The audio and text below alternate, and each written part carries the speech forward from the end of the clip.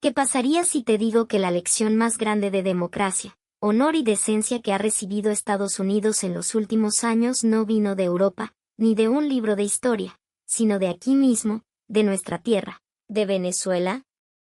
Prepárate, porque lo que vas a escuchar hoy te va a erizar la piel.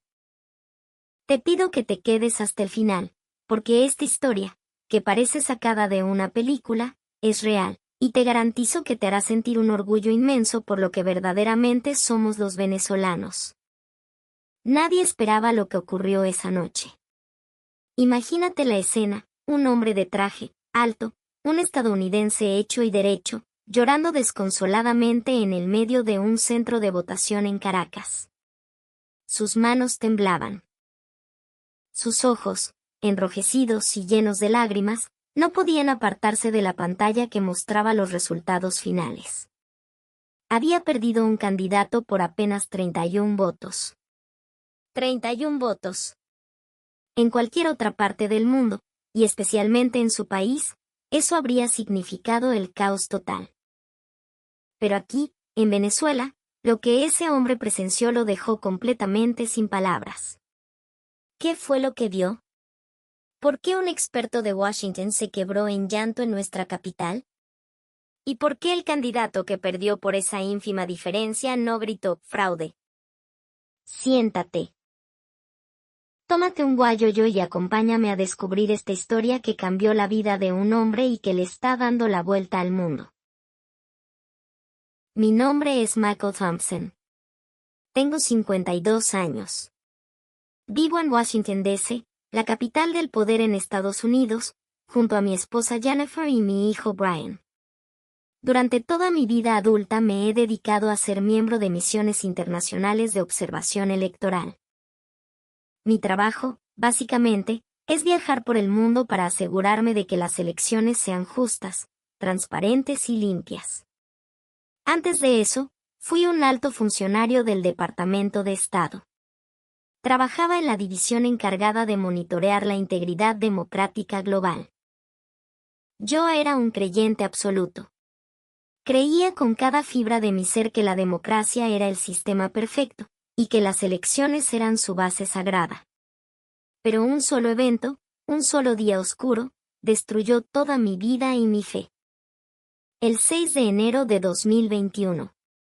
Ese día, mis propios ojos fueron testigos del colapso de la democracia estadounidense.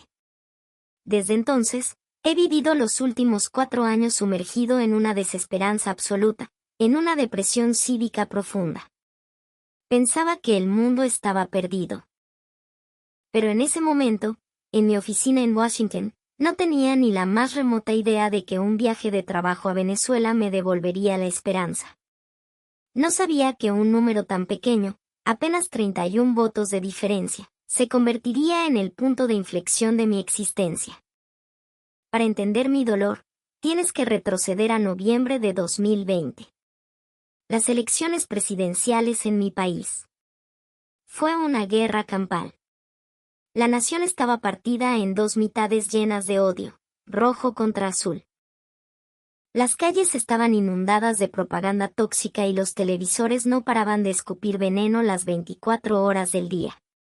Él es un mentiroso, él es un criminal, va a destruir a América.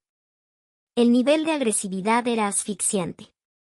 Yo seguía el proceso desde el Departamento de Estado. Empezó el conteo. La tensión se podía cortar con un cuchillo en Florida, Pensilvania, Georgia, Michigan. Todo estaba apretado, diferencias de menos del 1%. Finalmente, se anunció un ganador. Yo respiré aliviado. Pensé, se acabó la elección. Ahora volveremos a la paz. Pero qué ingenuo fui. El candidato perdedor no aceptó la derrota. Me robaron la elección. Hubo fraude. Esas simples palabras convirtieron a Estados Unidos en un infierno terrenal. Sus seguidores lo creyeron ciegamente. Decían que las máquinas de votación estaban alteradas, que los votos por correo eran ilegales. No había pruebas. Los tribunales rechazaron las demandas una por una. Las autoridades electorales confirmaron que todo fue limpio. Pero a la gente ya no le importaba la verdad. Encendías el televisor y veías teorías de conspiración. Entrabas a las redes sociales y leías millones de mensajes gritando, "No se roben la elección". Recuerdo haber mirado a mi esposa Jennifer una noche, con el corazón en la garganta, y decirle, "Esto es muy peligroso. Mi amor. La democracia se está desmoronando frente a nosotros".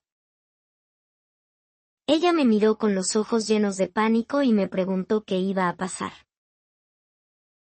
Yo no supe qué responder. Y entonces, el miedo se hizo realidad de la peor manera concebible. Ese 6 de enero de 2021, yo estaba en uno de los edificios del Departamento de Estado, muy cerca del Capitolio. Era el día en que se debían certificar oficialmente los resultados. Debía ser un simple trámite, una ceremonia. De repente, a la 1 de la tarde, un colega entró gritando a la oficina, "Están atacando el Capitolio". Corrí hacia la ventana y lo que vi me heló la sangre. Una turba furiosa, una marea de gente estaba asaltando el edificio sagrado de nuestra nación. Llevaban banderas, rompían los vidrios, golpeaban a los policías. Gritaban a todo pulmón, "Defiendan la elección, nos robaron". La policía intentaba contenerlos, pero era imposible. Los senadores huían por los túneles subterráneos. Mi cuerpo entero empezó a temblar sin control.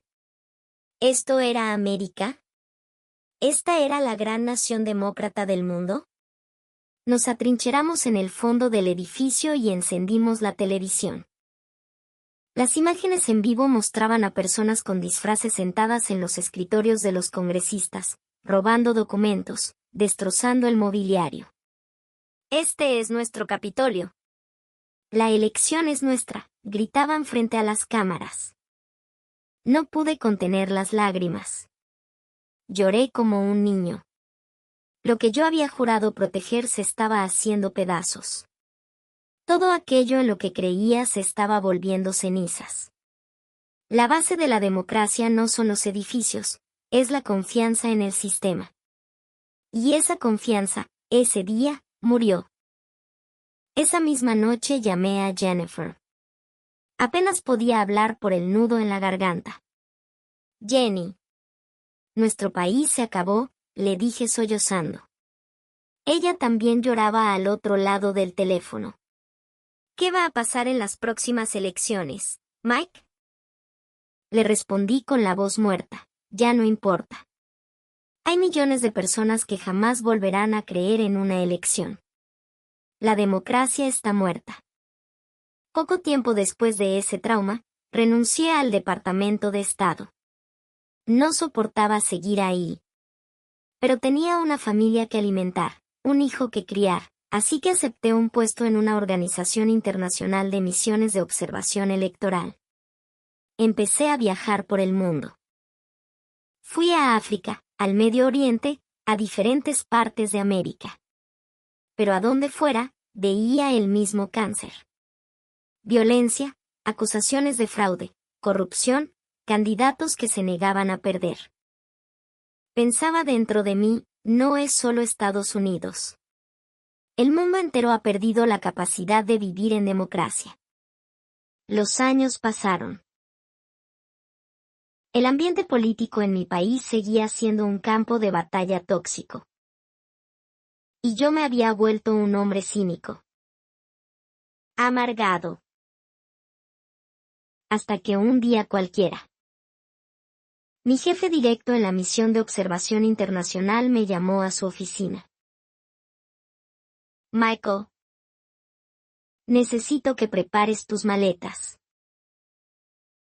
Vas a liderar una misión de observación en Venezuela. Hay unas elecciones regionales y municipales clave. Y necesitamos tu experiencia allí. ¿Venezuela? Lo miré con incredulidad. como estadounidense. Las noticias que me llegaban de Venezuela siempre estaban cargadas de tensiones políticas extremas. Historias de crisis y polarización. ¿Estás seguro de que quieres enviarme a Caracas? Pregunté, arqueando una ceja. Mi jefe sonrió levemente y se inclinó sobre su escritorio. Mako, los informes recientes que tenemos indican algo que no sale en las noticias convencionales. A nivel local, en las bases comunitarias. El sistema de auditoría y el comportamiento cívico de los votantes venezolanos está mostrando unos niveles de resiliencia y transparencia técnica que necesitamos estudiar. Quiero que vayas y lo veas con tus propios ojos. Acepté a regañadientes. Fui a casa y se lo comenté a Jennifer. Me mandan a Venezuela, le dije mientras empacaba. Ella me miró con preocupación. ¿Vas a estar bien, Mike? Le di un beso en la frente. Es solo trabajo, Jenny. Estaré bien. Pero en mi mente, la verdad era que no esperaba absolutamente nada. Iba predispuesto. Pensaba, si la democracia colapsó en Washington, ¿qué puedo esperar encontrar en Sudamérica? Qué arrogante fui. No sabía que Venezuela estaba a punto de darme la bofetada de humildad más grande de toda mi existencia. No sabía que las lágrimas que iba a derramar en ese país no serían de dolor, sino de una emoción tan pura que me limpiaría el alma. 2 semanas después, mi vuelo aterrizó en el Aeropuerto Internacional Simón Bolívar, en Maiquetía. Al salir por las puertas automáticas, el calor del Caribe me dio la bienvenida. El aire era denso, salado, vivo. Me subí al vehículo oficial que me llevaría a Caracas. Mientras subíamos por la autopista, bordeando esa montaña imponente, inmensa y majestuosa que los locales llaman el Ávila, empecé a sentir una energía distinta. El conductor, un caraqueño de pura cepa, me saludó con una amabilidad desbordante. ¿Primera vez en Venezuela, mi pana? Bienvenido. Va a ver que esta es la mejor tierra del mundo, me dijo con una sonrisa inmensa. El vehículo estaba impecable, el trato era cálido pero respetuoso. Mi primera impresión fue de choque, esperaba hostilidad y encontré un abrazo cálido. Al día siguiente, salí a observar el cierre de la campaña electoral en un municipio de la capital. Las calles de Caracas estaban llenas de vida. Había tráfico, sí, motos por todos lados, vendedores ofreciendo arepas y empanadas en las esquinas, pero había algo más. Me acerqué a una pequeña plaza donde un candidato estaba dando un discurso. Había mucha gente congregada, pero lo que me dejó paralizado fue el ambiente. En Estados Unidos, un mitin político es un lugar de tensión agresiva. Se gritan insultos, hay barreras de seguridad gigantescas, la gente está a la defensiva. Pero aquí la gente estaba escuchando.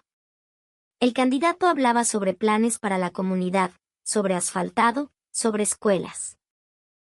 Y la gente, los venezolanos, lo escuchaban con atención. No había insultos. No había violencia en el aire. Incluso vi a personas con camisetas del partido contrario pasando por un lado, comprando un jugo, sin que nadie los agrediera. Estaban conviviendo. Me quedé atónito. ¿Cómo era posible que este pueblo, del que tanto se hablaba en las noticias internacionales por su polarización, mostrara en sus calles un nivel de convivencia cívica tan superior al de mi propio país? Más tarde, visité un pequeño comando de campaña. Era una casa humilde, adaptada como oficina. Había voluntarios, en su mayoría mujeres venezolanas, amas de casa, jóvenes estudiantes. Estaban haciendo llamadas telefónicas, organizando la logística. Me acerqué a escuchar. Una señora de unos 60 años, con un delantal puesto, hablaba por teléfono. Aló, buenas tardes, vecina. La llamo del comando. ¿Contamos con su apoyo este domingo? Ah, entiendo, va a votar por la otra opción. No se preocupe, vecina, que Dios me la bendiga igualito, y no deje de ir a votar. Que eso es lo importante. Le habían dicho que no. Y en lugar de enfurecerse, en lugar de gritarle traidora o enemiga de la patria, como pasaría en Estados Unidos, la señora le dio la bendición y le recordó la importancia de votar. Mi cerebro no podía procesarlo. Esta gente estaba haciendo política desde el respeto, desde la humanidad. Empecé a sentir que algo dentro de mí se resquebrajaba. Y entonces llegó el gran día.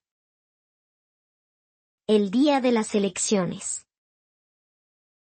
Me asignaron supervisar uno de los centros de votación más grandes en un liceo público de Caracas. Llegué muy temprano, antes de que abrieran las puertas. En Estados Unidos, los centros de votación parecen fortalezas. Hay guardias armados, tensión, miradas de sospecha. Aquí, cuando llegué al liceo, lo que vi me rompió los esquemas. La fila de venezolanos ya daba la vuelta a la cuadra. Pero no era una fila aburrida o tensa. Parecía una reunión familiar gigante. Las personas mayores estaban sentadas en sillas que ellos mismos habían traído. Había gente compartiendo café en vasitos de plástico, un guayoyo, me explicaron que le decían. Se prestaban paraguas para el sol. Bromeaban, hablaban de béisbol, de la familia. La energía era de fiesta cívica. Cuando abrieron las puertas, me acerqué al coordinador del centro del Consejo Nacional Electoral. Me presenté con mis credenciales internacionales. El hombre, un venezolano de unos 50 años, me estrechó la mano con firmeza. Bienvenido, señor Thompson. Pase adelante, siéntase libre de observar todo el proceso. Aquí no tenemos nada que ocultar. Entré a las aulas donde estaban las mesas de votación. Todo estaba iluminado, limpio. Observé el proceso. El votante llegaba, entregaba su cédula de identidad, ponía su huella dactilar en la máquina capta huellas, un sistema biométrico que me pareció fascinante por su seguridad. Iba a la máquina, votaba en la pantalla, y luego la máquina imprimía un comprobante de papel. El votante lo verificaba, lo doblaba y lo metía en una caja sellada. Simple. Rápido. Transparente. Me quedé maravillado. Había un rastro de papel para cada voto electrónico. Pero lo que realmente me dejó sin aliento ocurrió cuando cerraron las mesas a las 6 de la tarde. En mi país, cuando se cierran las urnas, las máquinas se llevan a lugares secretos donde nadie sabe realmente qué pasa. Aquí, el coordinador anunció en voz alta, señores. Vamos a proceder con la auditoría ciudadana. ¿Auditoría ciudadana? Me acerqué rápidamente. El coordinador explicó que, por ley, debían abrir las cajas selladas y contar los comprobantes de papel uno por uno, en voz alta, frente al público, para asegurarse de que el conteo de la máquina coincidiera exactamente con el papel. Y lo mejor de todo, cualquier ciudadano podía entrar y ver. Me paré a unos metros de la mesa principal. Había un grupo de personas sentadas alrededor de la mesa con chalecos de diferentes colores. Le pregunté a un coordinador quiénes eran. Son los testigos de mesa, señor Thompson, me dijo con orgullo. Ahí tiene a los representantes de todos los partidos políticos. Del candidato A, del candidato B, de los independientes. Todos están sentados juntos, vigilándose mutuamente, asegurándose de que cada voto se cuente bien. Todas las partes rivales estaban sentadas en la misma mesa trabajando juntas. Empezó el conteo. La presidenta de la mesa sacaba un papel, lo leía en voz alta, voto por el candidato A.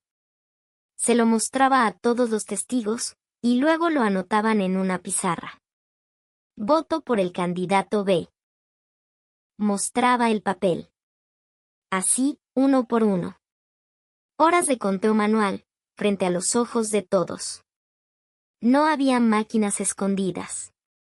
No había cajas misteriosas en la madrugada. Todo estaba a la luz del día, bajo la mirada de los propios vecinos del sector. Eran las 11 de la noche cuando terminaron el escrutinio en ese municipio. Era una elección para alcalde que había sido brutalmente reñida durante meses. Yo estaba exhausto, pero la adrenalina me mantenía despierto. El coordinador de la Junta Municipal se paró frente a los micrófonos, con los testigos de todos los partidos a su lado. El silencio en la sala era sepulcral. Señores, tenemos los resultados finales de las actas totalizadas. Anunció con voz firme. Candidato A, 25.432 votos. Candidato B, 25.401 votos. Mi corazón se detuvo. Empecé a hacer los cálculos en mi cabeza. Sudando frío. La diferencia era de apenas 31 votos. 31 votos de diferencia en una población de miles de electores. Me quedé sin aire. En Estados Unidos, esa diferencia de 31 votos desataría el infierno en la tierra. Habría demandas millonarias al día siguiente. Ejércitos de abogados paralizarían el país. Los noticieros gritarían fraude. Las calles se llenarían de protestas violentas. Estaba aterrado, esperando que en cualquier momento los representantes del candidato B empezaran a gritar, a voltear las mesas, a exigir la anulación. Miré la televisión que estaba encendida en la esquina del centro. Estaban transmitiendo en vivo desde el comando de campaña del candidato B. Había gente llorando. Rostros de frustración profunda. Y entonces, apareció el candidato B. Un hombre joven, con las mangas de la camisa arremangadas y el rostro cansado. Caminó hacia el podio. Yo apreté los puños, preparándome para escuchar el discurso incendiario, la negación de la derrota, la teoría de conspiración. Pero el candidato B se paró frente al micrófono. Bajó la cabeza por un segundo. Respiró profundo y dijo: Pueblo de mi municipio. Hemos luchado con el corazón. Hemos dejado el alma en cada calle. Quiero pedirles perdón por no haber logrado la victoria que soñábamos. Los resultados de las actas que tienen nuestros testigos en sus manos son claros. Hizo una pausa, levantó la mirada y, con una dignidad que me golpeó como un mazo en el pecho, continuó: la voluntad de nuestra gente es sagrada. Por un estrecho margen, la mayoría ha elegido otro camino. Reconozco los resultados anunciados, asumo mi derrota con humildad. Y felicito públicamente al candidato A por su victoria. A partir de mañana, seré el primero en trabajar como un ciudadano más por el bien de nuestra comunidad. Dios bendiga a Venezuela. No hubo gritos de fraude. No hubo llamados a quemar las calles. No hubo odio. Hubo honor. Hubo decencia. Hubo un respeto absoluto. Puro e inquebrantable por el voto del ciudadano.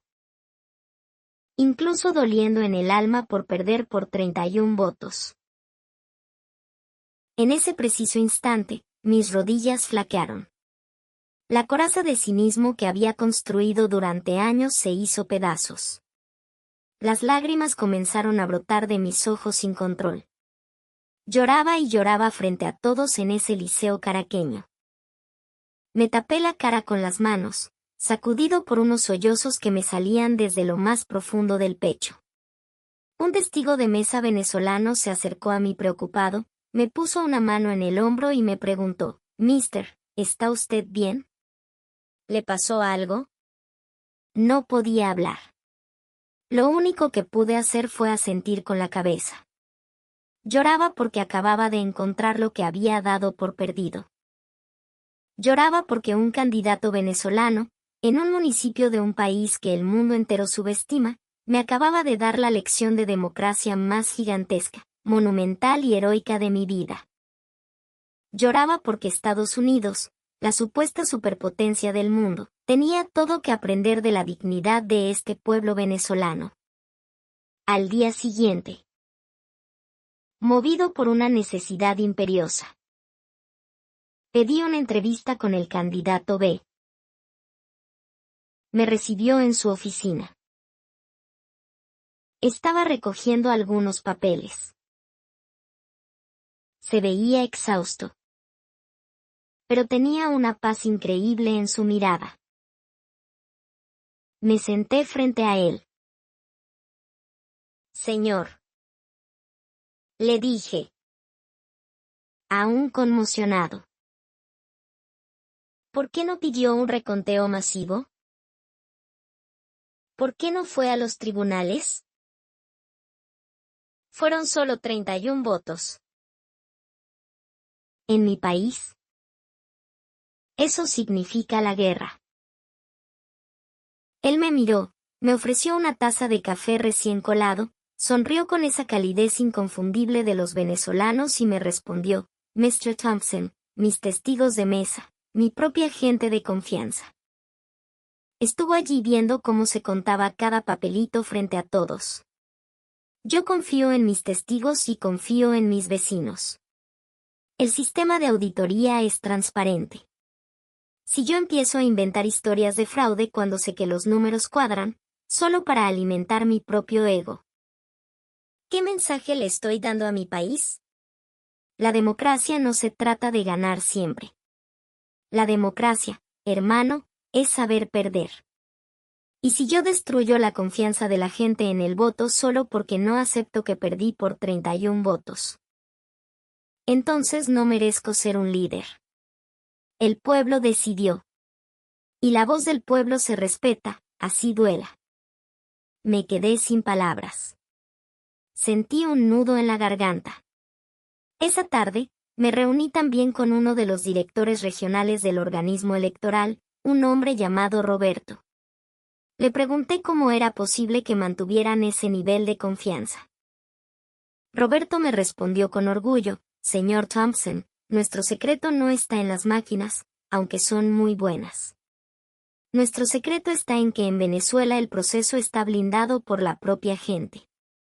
Aquí todo se audita. Las cajas se abren. Los papeles se cuentan frente al ciudadano. No dependemos de cuartos oscuros. Dependemos del ojo del venezolano, que es vivo y no se deja engañar. La transparencia es la que obliga al político a aceptar su derrota. Esa noche regresé al hotel en Caracas.